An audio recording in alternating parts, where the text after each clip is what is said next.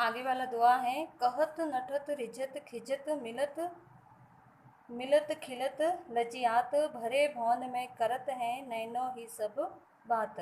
कहत नटत रिझत खिजत मिलत खिलत लजियात, भरे भौन में करत हैं नैनो ही सब बात। कहत यानी कहता है, नटत यानी इनकार कर देती हैं, रिझत यानी रिझ जाता है या खुश हो जाता है, खिजत यानी खींचती हैं या प्रसन्न हो जाता है, लज्जियात यानी लज्जा आ जाती है, भरे भवन में यानी लोगों से भरा हुआ भवन, और नैनों से मतलब आँखों से।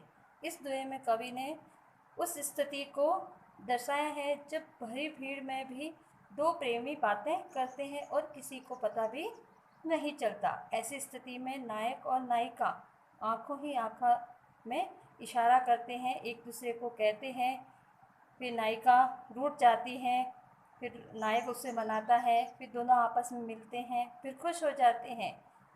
और इन सब बातों से नायिका है वो कभी कभी शर्मा भी जाती है। बैठी रही अति सघन बन बैठी सदन तन माहा, देखी दोपहरी जेठ की चाहो चाहती चाहा। बैठी रही अति सघन बन बैठी सदन तन माहा, देखी दोपहरी जेठ की चाहो चाहती चाहा।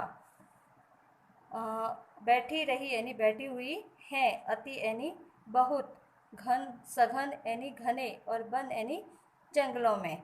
बैठी यानी प्रवेश करके, सदन तन यानी तन रूपी शरीर, माह यानी अंदर। देखी दोपहरी जेठ की यानी जेठ की दोपहरी को देख करके, चाहो यानी छाया, चाहती यानी चाहती है, चाहा चाहा भी चाह चाहती है। इस दोहे में कवि ने जेठ के महीने की गर्मी का चित्रण किया है। कवि कहता है कि जेठ की गर्मी इतनी तेज होती है कि छाया भी कहीं ढूंढने में भी छाया भी है वो छाया ढूंढने लगती है। ऐसी गर्मी में छाया कहीं भी नज़र नहीं आती है, या तो वह कहीं घने जंगलों में बैठ जाती है या किसी घर के अंदर है वो बैठ जाती है।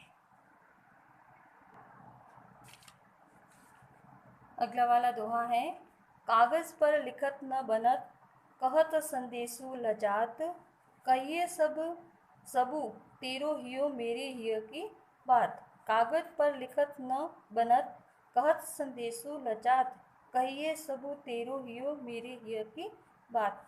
कागज यानी कागज़, न बनत यानी नहीं बन पाता है, लिखत यानी लिखना, लिखने से कागज़ पे नहीं बन पा रहा है, लजात यानी शर्म आती है, कहत यानी कहने में, संदेशु यानी संदेश, और लजात यानी लज्जा आती है या शर्म आती है।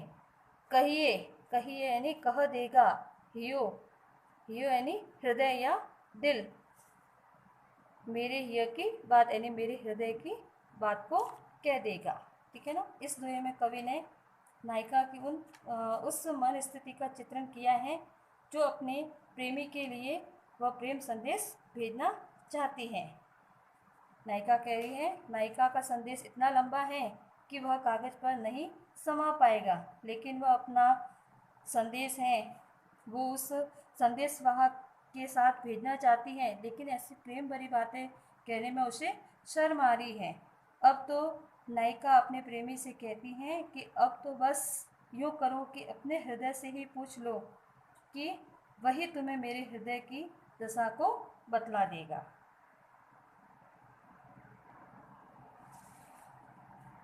प्रगट भये द्विज राज कुल, सुबस बसे ब्रज आई, मेरो हरो कलेश सब केशव केशव राई।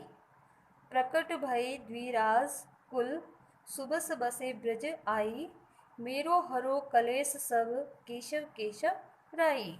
प्रकट भय यानी जन्मे या प्रकट हुए, द्विजराज यानी ब्राह्मण या चंद्रमा, कुल यानी परिवार, सुबस यानी अपनी इच्छा से, करो यानी दूर करो, कलेश यानी कष्ट को, केशव यानी कृष्ण, और केशव राय यानी केशव राय या बिहारी के पिता का नाम भी केशव राय हैं। ठीक। इस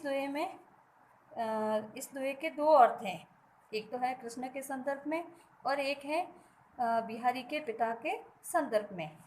कृष्ण के संदर्भ में क्या है, भगवान कृष्ण के प्रसंग में इस दोहे का अर्थ है कि आप चंद्रवंश में पैदा हुए, आप अपनी इच्छा से ही ब्रज प्रदेश में आ बसे। हे श्री कृष्ण, आप मेरे पिता केशव राय के समान हो और आप मेरे सब कष्ट दूर करो।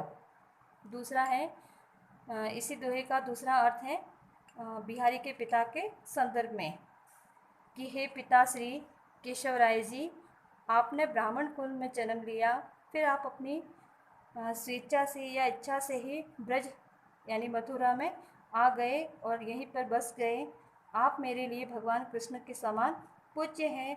आप ही मेरे दुख को और कलेश को दूर करो।